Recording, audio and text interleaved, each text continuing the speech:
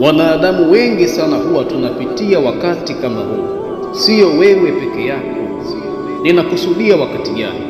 Nakusudia wakati wa kutengwa na ndugu, jamaa na hata marafiki. Sasa wakati huu si wakati wa wewe kurudi nyuma, si wakati wa kuenda kutia huruma kwa maadui zako.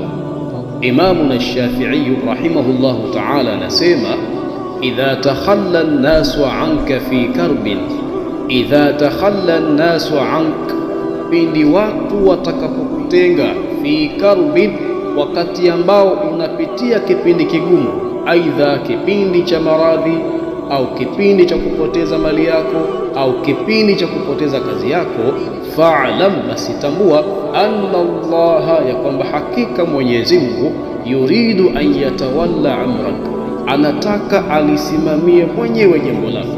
Wakafa bihi waliyan, na imetosha kuwa Allah subhanahu wa ta'ala ndiye atakayekuwa msimamizi wa jambo lako.